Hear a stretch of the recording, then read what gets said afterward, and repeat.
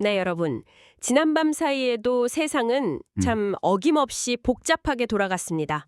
아, 그랬죠. 오늘 저희가 파헤쳐볼 이야기들이 겉으로 보이는 것과는 전혀 다른 그런 속내가 숨어 있는 것들이 많더라고요. 네, 맞아요. 오늘 다룰 이야기들은 결국 우리가 뭘 볼 수 있고 또 뭘 알 수 있는지 그 접근의 경계에 대한 것 같아요. 아, 접근이요. 딱 맞는 말이네요. 강대국의 진짜 속내에 접근하려는 정보기관부터 이제는 돈을 내야만 가까이 갈 수 있게 된 관광지까지. 맞습니다. 단순한 사실 나열이 아니라 이 모든 것들이 어떻게 연결되는지 그 맥락을 한번 짚어보겠습니다. 자, 준비되셨나요? 네, 좋습니다. 좋습니다. 그럼 가장 미개감 있는 소식부터 시작해보죠. 러시아 푸틴 대통령의 진짜 야망에 대한 미국 정보기관의 비밀 보고서입니다. 네, 저도 아주 흥미롭게 봤습니다. 6명의 소식통을 인용했는데 결론은 이거예요. 푸틴의 목표는 전혀 변하지 않았다. 전혀 변하지 않았다. 네. 우크라이나 전역을 장악하고 심지어 옛 소련에 속했던 유럽 영토 일부까지 회복하겠다. 뭐 이런 거죠. 이게 정말 어떻게 보면 충격적인 건 지금 겉으로 나오는 이야기와는 완전히 다르다는 점이죠. 맞아요. 트럼프 전 대통령을 비롯해서 일부 서방 인사들은 계속 푸틴은 이제 전쟁을 끝내고 싶어 한다고 말하잖아요. 그렇죠. 그런데 이 보고서는 그게 아니라는 거고요. 완전히 반대되는 내용인 거죠. 바로 그 지점이 이 정부의 핵심입니다. 공개적인 발언과 실제 목표 사이에 엄청난 간극. 간극이죠. 특히 이 보고서가 가장 최근에 9월 말에 작성됐다는 점을 기억해야 합니다. 아, 9월 말이요. 네, 평화 협상에 대한 이야기가 한창 오고 가던 바로 그 시점에도 그의 장기적인 목표는 조금도 흔들리지 않았다는 뜻이니까요. 이건 유럽에 위협이 되지 않을 거라는 푸틴 자신의 공개 발언과도 완전히 배치되는 거 아닌가요? 정면으로 배치되죠. 잠깐만요. 그럼 공개적으로 평화 협상을 하는 건 일종의 네. 연기라는 건가요? 아니면 서방 세계를 향한 기만술이라고 봐야 할까요? 둘 다 가능성이 있다고 봅니다. 서방의 지원 동력을 약화시키려는 전략일 수도 있고요. 아, 동시에 내부 결속을 다지기 위한 메시지일 수도 있죠. 중요한 건 대중이 접근할 수 있는 공개적인 외교 언어와 정보기관만이 접근할 수 있는 실제 전략 목표 사이에 거대한 벽이 있다는 사실입니다. 와. 결국 우리는 말이 아니라 그들이 궁극적으로 얻으려는 목표에 집중해야 한다는 걸 다시 한번 깨닫게 되는 거죠. 말이 아닌 목표에 집중해야 한다. 듣고 보니 비단 국제정치뿐만 아니라 우리가 일상에서 사람이나 기업을 볼 때도 똑같이 적용되는 말이네요. 그렇습니다. 이런 보이지 않는 정보전이 벌어지는 동안 실제 전장에서는 아주 가시적인 새로운 국면이 펼쳐졌습니다. 아, 그 드론 공격 말씀이시군요. 네, 우크라이나의 공격이 상상도 못한 곳까지 뻗어나갔어요. 지중해에서 벌어진 그림자 유조선 공격이요? 네, 바로 그겁니다. 우크라이나가 사상 처음으로 지중해에서 러시아의 그림자 유조선 캔디로를 드론으로 공격했다는 소식인데요. 이게 정말 대단한 거죠? 아니, 2,000km요? 지중해에서요? 저는 우크라이나의 드론 기술이 그 정도일 거라고는 정말 상상도 못했습니다. 이거 전쟁의 판도를 완전히 바꾸는 거 아닌가요? 판도를 바꾼다고 단정하긴 좀 이르지만 전쟁의 양상을 바꾸는 매우 중요한 사건인 건 분명합니다. 양상을 바꾼다? 네, 이 공격에는 두 가지 엄청난 전략적 의미가 담겨 있어요. 어떤 건가요? 첫째는 방금 말씀하신 그 거리입니다. 우크라이나에서 2,000km 이상 떨어진 공해상까지 타격했다는 건 네. 우크라이나의 장거리 타격 능력이 이제 흑해를 넘어서 지중해까지 미칠 수 있다는 걸 증명한 겁니다. 러시아 해군에게는 엄청난 압박이죠. 단순히 군사적 압박만은 아닐 것 같은데요. 하필 그림자 유조선을 노렸다는 점도 굉장히 의미심장합니다. 정확합니다. 그게 두 번째 의미, 바로 대상입니다. 아, 그림자 유조선은 말 그대로 러시아가 국제 제재를 피해서 석유를 팔고 그 돈으로 전쟁 자금을 마련하는 핵심적인 생명줄이거든요. 그렇죠. 그걸 끊어버리겠다. 네, 이걸 공격했다는 건 단순한 군사시설 파괴를 넘어서 러시아의 경제적 동맥을 직접 끊겠다는 의지를 보여준 뭐랄까 경제전의 성격이 아주 강합니다. 그러니까 저비용 무기로 초강대국의 아주 비싼 자산을 위협할 수 있다. 이런 비대칭 전쟁의 미래를 보여주는 장면 같기도 하고요. 맞습니다. 우크라이나가 새로운 전략적 접근 수단을 확보한 거죠. 미래의 전쟁 양상뿐만 아니라 미래의 정치 지형을 향한 움직임도 이미 시작됐더라고요. 2028년 미국 대선 이야기죠. 네, 무려 2028년 이야기입니다.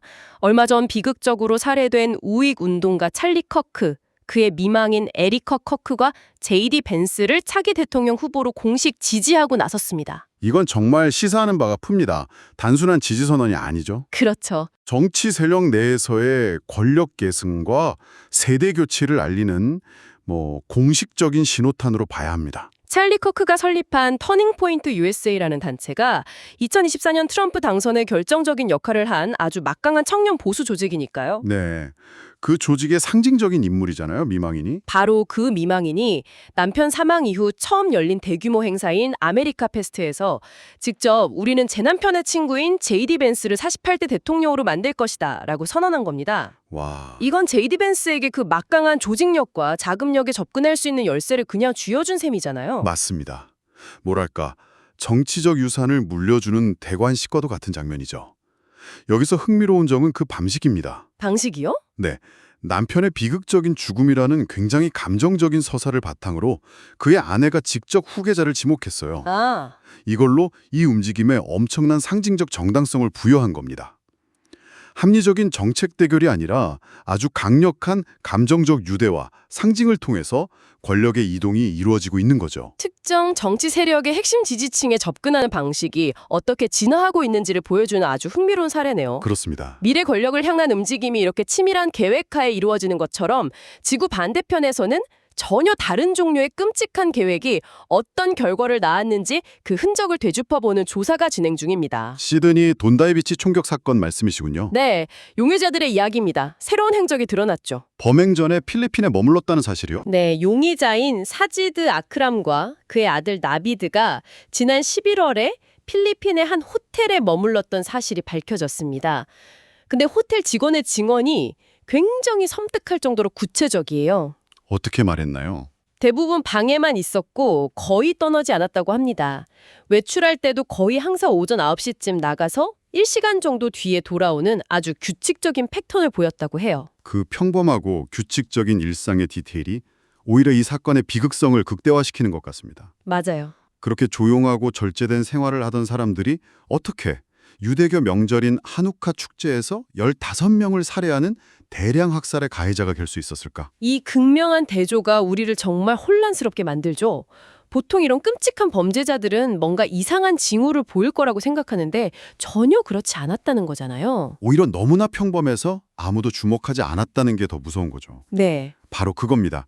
이 단서는 범행이 충동적으로 일어난 게 아니라 아주 오랫동안 외부 세계와 단절된 채 내부적으로는 매우 치밀하고 조직적으로 준비되었을 가능성을 보여주는 거죠. 그럼 수사관들은 지금 이 조용한 시간 동안 그들 내면에서 무슨 일이 있었는지. 그렇죠. 그들의 생각과 마음에 접근하기 위해 필사적으로 노력하고 있을 겁니다. 조용한 호텔 손님에서 대량 학살범으로 변모하는 그 과정에 대해 우리가 무엇을 놓치고 있는지 아주 중요한 질문을 던지는 대목입니다. 방금 살펴본 사건처럼 비극적인 장소에 대한 접근은 제한되는 게 당연하게 느껴지는데 때로는 아주 평화롭고 아름다운 장소에 대한 접근에도 가격표가 붙기 시작했습니다. 아, 로마 이야기군요. 네, 바로 로마 이야기입니다. 트레비 분수요. 저도 그 소식 듣고 참 여러 가지 생각이 들더라고요. 그렇죠. 로마의 상징인 트레비 분수에 이제 가까이 가려면 이유로 우리 돈으로 한 3,000원 정도의 입장료를 내야 한다고 합니다. 물론 멀리서 보는 건 여전히 무료지만요. 네, 하지만 그 유명한 동전 던지기, 그걸 하려면 이제 티켓이 필요한 거죠. 저도 예전에 트레비 분수에서 동전 던진 적이 있는데 이제는 그 소환비는 값도 내야 하는군요. 하하, 왠지 소원의 가치가 더 올라가는 느낌인데요. 뭐 재미있는 관점이긴 한데요. 사실 이 정책의 이면을 들여다보면 생각보다 문제가 좀 심각합니다. 그런가요? 네, 금액 자체는 크지 않지만 이 정책이 상징하는 바가 매우 중요해요. 전통적으로 누구나 자유롭게 누릴 수 있었던 공공기념물에 대한 가까운 경험 자체를 상품화하기 시작했다는 신호거든요. 결국 오버투리즘, 그러니까 과잉 관광 문제 때문이겠죠? 맞습니다. 전 세계 유명 관광 도시들이 겪는 공통적인 골칫거리죠. 사람이 너무 많이 몰리니까. 네, 엄청난 인파를 통제하고 거기서 얻는 수익으로 훼손되는 문화유산을 유지 보수하려는 목적이 가장 큽니다. 아, 그 비용을 충당하기 위해서? 그렇죠. 실제로 이건 트레비 분수뿐만 아니라 내년 2월 1일부터 판테온을 포함해서 로마의 6개 주요 명소에 동시에 적용되는 정책입니다. 아, 다른 곳들도요? 네, 물리적 접근의 비용을 부과함으로써 지속 가능성을 타지려는 시도인 셈이죠. 좋은 취지인 건 알겠는데 왠지 좀 씁쓸한 마음이 드는 건 어쩔 수 없네요. 어떤 점에서요? 과거에는 누구나 평등하게 누릴 수 있었던 아름다움과 경험에 이제는 돈을 내는 사람과 내지 않는 사람 사이에 보이지 않는 선이 그어지는 거니까요. 앞으로 다른 유명 관광지들도 비슷한 정책을 도입하게 될까요? 저는 그럴 가능성이 매우 높다고 봅니다. 정말요. 네. 이건 단순히 로마만의 문제가 아니라 우리가 앞으로 문화유산을 어떻게 경험하고 보존할 것인가에 대한 전 세계적인 패러다임의 변화를 보여주는 사례입니다. 패러다임의 변화? 무료로 모든 것을 허용했던 시대에서 이제는 접근의 가치를 매기고 그 비용을 책임지게 하는 시대로 넘어가는 과정이라고 볼 수 있죠. 이야, 제국의 야망을 엿보는 비밀 정보부터 지중해를 가로지르는 드론의 새로운 공격로, 미래의 권력을 향한 상징적인 길, 그리고 분수대에 던지는 소원에 매겨진 가격까지 오늘 정말 여러 이야기를 파헤쳐 봤나요? 네. 듣고 보니 처음 말씀하신 것처럼 이 모든 것이 결국 접근이라는 하나의 키워드로 연결되는군요. 그렇습니다. 오늘 우리가 다룬 이야기들은 모두 접근권을 둘러싼 보이지 않는 줄다리기를 보여줍니다. 접근에 대한 접근. 그렇죠. 정보기관이 아는 것과 대중에게 알려진 것 사이에 정보에 대한 접근, 특정 정치 세력이 가진 조직력에 대한, 권력에 대한 접근. 범죄자의 심리에 대한 이해에 대한 접견도 있었고요. 네. 그리고 이제는 문화유산에 대한 물리적 접근까지 말이죠. 결국 우리가 사는 세상은 누가, 무엇에, 어떻게 접근할 수 있는지를 정하는 규칙들로 이루어져 있는 것 같네요. 바로 그겁니다. 그래서 마지막으로 여러분께 이런 질문을 던져보고 싶습니다. 네? 세상이 점점 더 복잡해지고 혼잡해지면서 우리가 지금까지 당연하게 여기고 무료라고 생각했던 것들에 앞으로 또 어떤 가격표가 붙게 될까요? 어쩌면 그 가격표 뒤에는 보이지 않는 장벽이나 숨겨진 의도가 있을지도 모릅니다. 그리고 우리가 그 접근권을 얻기 위해 치러야 할 그 진짜 대가는 과연 무엇일까요?